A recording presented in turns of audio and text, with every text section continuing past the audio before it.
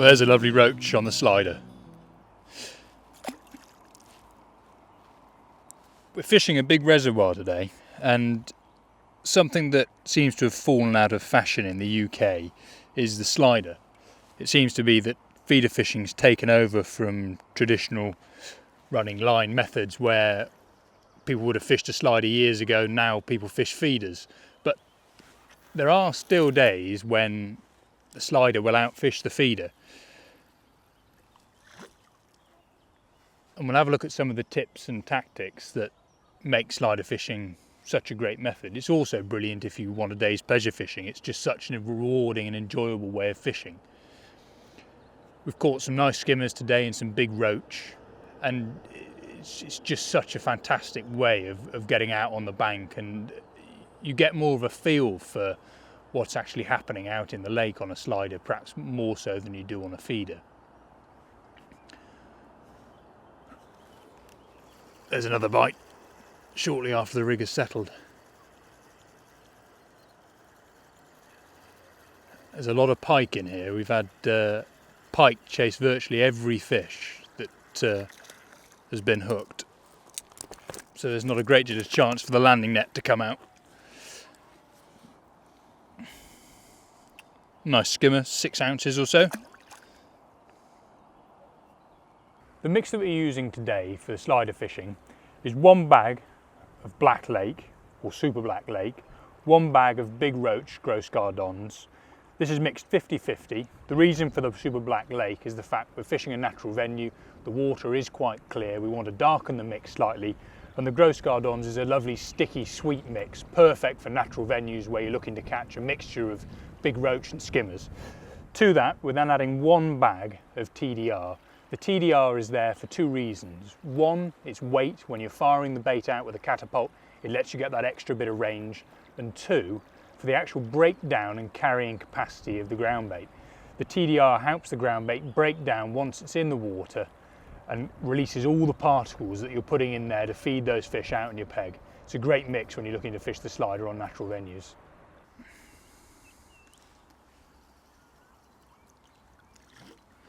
So I've just cast in there and hit the clip, opened the bail arm and let the line back through the rings, letting the float settle.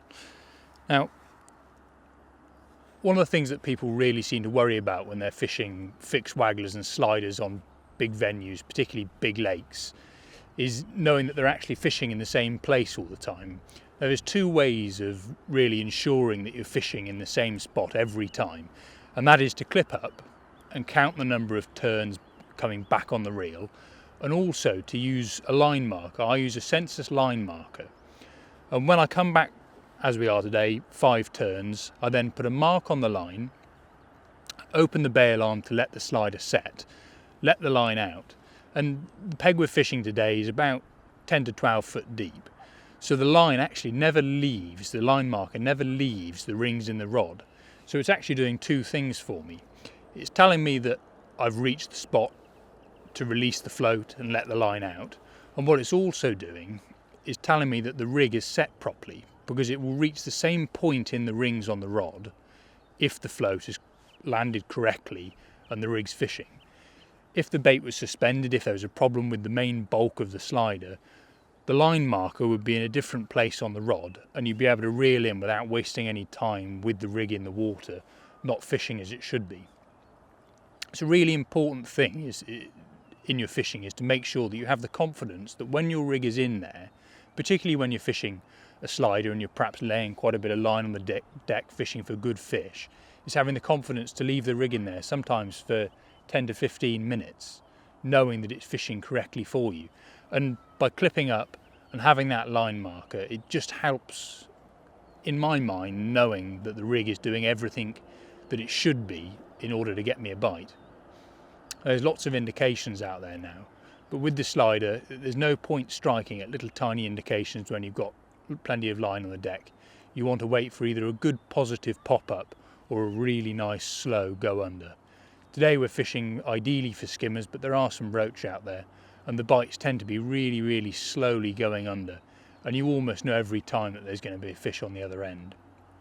One of the most important things when fishing either a big fixed waggler or a slider on a venue when it's starting to tow is to actually make sure that you follow the float.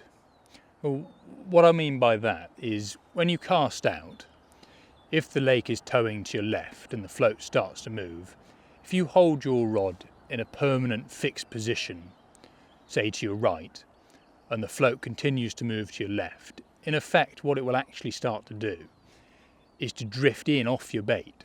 So as well as actually moving through the peg, it's actually starting to drift towards you. Because of the bow in the line, the rig will actually move out of your peg and closer to you, reducing your chances of catching a fish.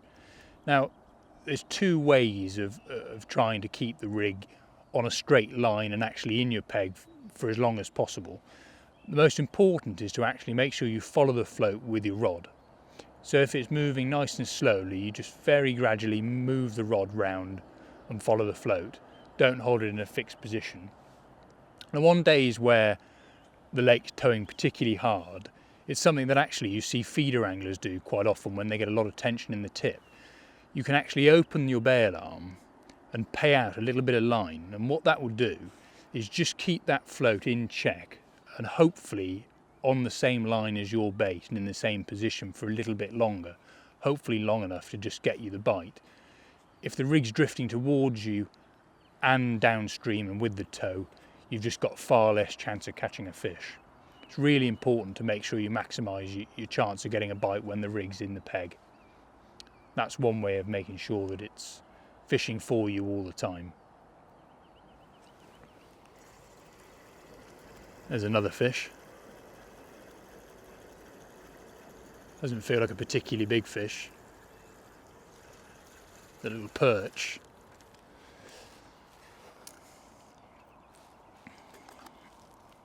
When you're laying a lot of line on the deck, these little perch can come into the peg and swallow the bait. There he goes. So while the rig's in, I'll just run you through it. It's something that people are particularly worried about actually when they're fishing sliders is how to set them up correctly. Now, there's all sorts of fancy ways of setting sliders up. There always seems to be a new invention and a different way.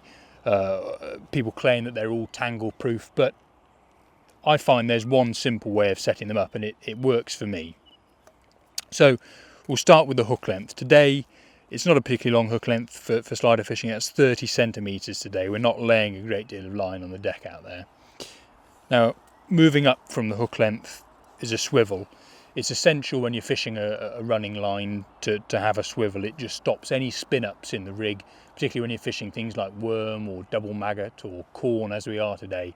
You don't want any spin-ups at all, and the swivel just reduces the chances of that. So above the swivel there's one shot. That's a number 4. Now, you might think that sounds like an enormous shot, but when you've got a big float on, you need a decent shot to actually register the bite on the float. And particularly when you're fishing at range, you don't see all the indications as well as you would if you're fishing a pole short. So you need a big shot to register the indications. Now, above that shot, we then move up to the bulk. Now, on there is a drilled bullet, and then just 3 shots below it, 2 larger shots and 1 smaller shot. The shot below the drilled bullet are basically acting as a boom and keeping it all rigid below the drilled bullet. The drilled bullet takes the majority of the loading, and the other shot there just acts as the boom. And then the float itself, set there above the drilled bullet. This one's a 3+12, so what that means is that there's 3 grams loading capacity in the base of the float already. Now that's what helps the float stick to the drilled bullet when you cast. It's the weight in the float that basically enables the float to travel along with the bulk through the air. And then there's 12 grams of additional loading required below the float, so that's the bulk plus the number 4 there at the bottom of the rig. Now, running above the float there's a little bead, and the bead then runs up to the sliding stop knot, so the float moves freely on the line and will hit the sliding stop knot, resulting in the float cocking and in position. Now, the most important thing with the slider is actually the main line. The main line is what will reduce the majority of tangles. Now, the line on here is 8 pounds. Might sound incredibly heavy, but it's an 8 pound low-tech line. It's not one of these high-tech thin diameter lines. It's actually what many people would use as a backing or a bulk spool line. It's a really low-tech line, quite thick in diameter. But what this means is that it's rigid and that the float travels smoothly up it, and there's little chance of it actually tangling. If you try to fish the slider on a very light main line, say a sort of 3 pound main line that you would fish a traditional waggler on, what you'll find is that the float will travel off the bulk and you'll get a lot of tangles also below the float. Another tip worth mentioning, particularly if it's windy, is to actually fold the float against the rig. Now, providing the tip of the float can't touch the top of the hook length, there's little chance of it tangling. Another way of checking is to basically get the hook length in your hand and fold the hook over. And if the hook can't touch the bulk, there's little chance of it tangling. If the hook can touch the bulk, if the float doesn't land correctly, the hook will actually quite often snag the bulk. And that's when you'll end up with those horrible moments where your slider's out in the lake and it's sat at an awkward angle and you've got the dreaded moment of reeling it in and finding a bird's nest that needs untangling before you can cast back out.